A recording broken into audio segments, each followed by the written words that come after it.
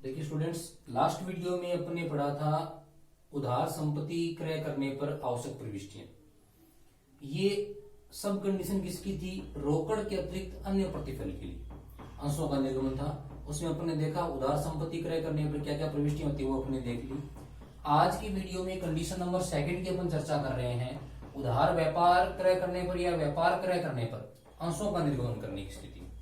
देखिए, व्यापार क्रय करेंगे और संपत्ति क्रय में सिर्फ एक छोटा सा अंतर आता है। आप संपत्ति क्रय कर रहे हैं तो सिर्फ बिजनेस में आती है इंडिविजुअल असेट्स, लेकिन अगर आप कोई व्यापार क्रय कर रहे हैं तो वहां इंडिविजुअल असेट्स के साथ साथ उस बिजनेस की क्या आती है, अपने पास लायबिलिटीज भी आती है। तो यहां पर जो पहली एंट्री बनेगी वो बनेगी ये है कि सन्ड्री असेट्स अकाउंट दिया टू सन्ड्री लायबिलिटीज, और इनके अंतर की राशि को अपन ट्रांसफर कर देंगे किसमें? वेंडर्स अकाउंट में। देखिए, इसमें मैं फर्क समझा रहा हूं, समझने की कोशिश कीजिएगा। इंडिविजुअल असेट्स अकाउंट दिया टू वेंडर्स, यहां आपने डायरेक्ट वेंडर के खाते में जमा कर दिया था। यहां क्या करेंगे? सन्ड्री असेट्स में से लायबिलिटीज का बैलेंस घटाएंगे और अंतर की राशि को किसके खाते में जमा करेंगे? वेंडर के खाते में। तो एंट्री हो जाएगी सन्ड्री असेट्स अकाउंट दिया to sundry liabilities account to vendors account. प्रथम प्रविष्टि ये हो जाएगी। सेकंड जो एंट्री होगी, सेकंड एंट्री दोनों कंडीशनों में सेम रहने वाली है। देखिए, यहां भी वेंडर क्रेडिट है, यहां भी वेंडर क्रेडिट है। अगर आप इस वेंडर को अंश जारी कर रहे हो किस पर? सम मूल्य पर। तो सम मूल्य पर अंश जारी करेंगे तो एंट्री क्या हो जाएगी? Vendors account DR to equity share capital. अगर आप इस वेंडर को अंश जारी कर रहे हो किस पर? प्रीमियम पर। तो प्रीमियम पर अंश जारी करने की एंट्री क्या हो जाएगी? वेंडर्स अकाउंट डीआर किससे? कुल देय राशि से, to equity share capital account, जारी किए गए अंशों के किस मूल्य से? अंकित मूल्य से, और टू सिक्योरिटीज प्रीमियम, प्रीमियम की देय राशि से। ध्यान रखने वाली बात यह है कि कैपिटल और सिक्योरिटीज प्रीमियम, इन दोनों खातों में जो राशि हमने लिखी है उसका योग हमेशा किसके बराबर होना चाहिए? वेंडर को चुकाई गई राशि के कुल योग के बराबर होना चाहिए। तो इस हिसाब से अपन ने ये पहली एंट्री देख ली और दूसरी एंट्री देख ली। इन दोनों कंडीशनों में हमें एक चीज और ज्ञात करनी पड़ सकती है, वो क्या है? जारी किए गए अंशों की संख्या। तो जारी किए गए अंशों की संख्या ज्ञात करने के लिए मैं आपको एक फॉर्मूला बता रहा हूं। वो फॉर्मूला अपने लिए इन दोनों कंडीशनों में बेहद इंपॉर्टेंट है। देखिए, वो फॉर्मूला मैं यहां लिख रहा हूं, आप उसको समझने की कोशिश कीजिएगा, बाकी इसको अपन क्वेश्चनों में ढंग से समझेंगे। अपना फॉर्मूला क्या ज्ञात करना है अपन को? जारी किए गए अंशों की संख्या।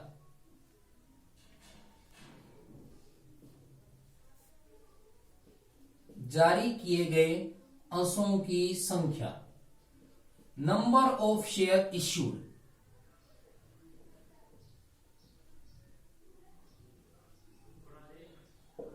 जारी किए गए अंशों की संख्या।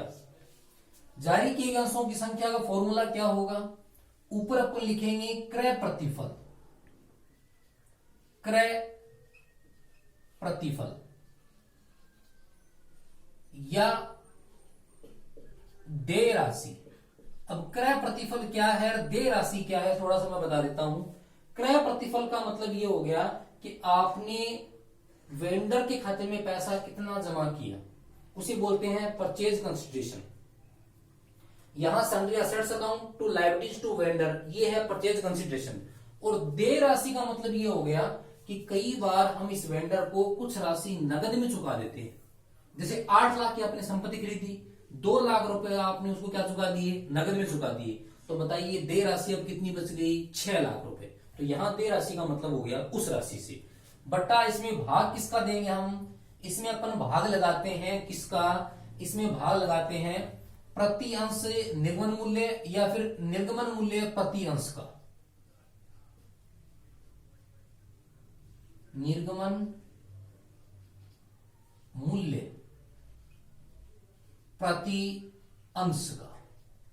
ध्यान रखिएगा, एक अंश को अगर सम मूल्य में जारी किया गया तो भाग लगेगा सम मूल्य का। एक अंश को प्रीमियम में जारी किया गया तो यहां भाग लगेगा प्रीमियम सहित जो अंकित मूल्य है उसका, उसे बोलते हैं निर्गमित मूल्य का। इसके आधार पे अपने पास जारी किए गए अंशों की क्या आ जाएगी? संख्या आ जाएगी। तो इस हिसाब से ये फर्स्ट और सेकंड कंडीशन की एंट्रियां अपनी क्या होती है, कंप्लीट होती है। थर्ड जो कंडीशन है उसके बारे में बता देता हूं। थर्ड कंडीशन क्या है, कंपनी के प्रवर्तकों को, कर्मचारियों को उनकी सेवा के बदले अंशों का क्या करना है, निर्गमन करना है। उनकी सेवा के बदले, किसके बदले, सेवा के बदले अंश जारी करना है। अब सबसे पहले प्रवर्तक कौन होते हैं? प्रवर्तक वो व्यक्ति होते हैं जो कंपनी के रजिस्ट्रेशन से लेकर के कंपनी को व्यापार प्रारंभ करने की स्थिति में लेकर आते हैं। उन व्यक्तियों को अपन बोलते हैं प्रमोटर्स, यानी प्रवर्तक। और कर्मचारी भी होते हैं जो कंपनी में काम करते हैं।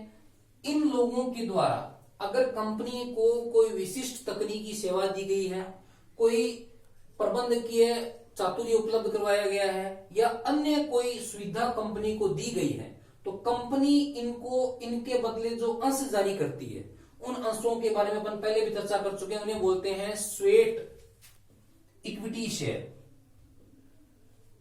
उनको अपन क्या बोलते हैं, स्वेट इक्विटी शेयर। देखिए इसके बारे में अपन एक धारा भी पढ़ चुके हैं। कौन सा इसका सेक्शन है? इसका सेक्शन है 54। क्यों? क्योंकि धारा 53 में क्या कहा गया है? धारा 53 में ये कहा गया है कि अंशों का निर्गमन बट्टे पर नहीं किया जा सकता। लेकिन धारा 54 क्या कहती है? स्वेट समता अंशों का निर्गमन किस पे किया जा सकता है? बट्टे पर किया जा सकता है। तो वही अंश यहां है, उनकी एंट्रियां क्या बनेगी वो बता देता हूं।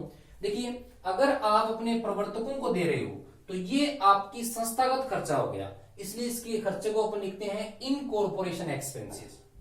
इन कॉर्पोरेशन एक्सपेंसेस अकाउंट ईयर, या इसके बजाय खाता आप काम में ले सकते हो गुडविल अकाउंट ईयर। क्यों? क्योंकि अगर आप अपने कर्मचारियों का अंश उपलब्ध करवा रहे हो तो आपकी कंपनी की गुडविल में क्या होती है? ग्रोथ होती है। इसलिए गुडविल अकाउंट ईयर टू इक्विटी शेयर कैपिटल। और अगर इसको प्रीमियम पे जारी कर रहे हैं तो इसके साथ एक शब्द और जुड़ जाएगा, टू सिक्योरिटीज प्रीमियम। इस आधार पे अपन ने रोकड़ के अतिरिक्त अन्य प्रतिफल की जो तीनों कंडीशनें हैं, उधार संपत्ति क्रय की, व्यापार क्रय करने की और कंपनी के कर्मचारियों और प्रवर्तकों को अंश जारी करने की प्रविष्टियां देख ली। अगले वीडियो में हम इससे संबंधित जो क्वेश्चन है उनके बारे में चर्चा करेंगे। Thank you.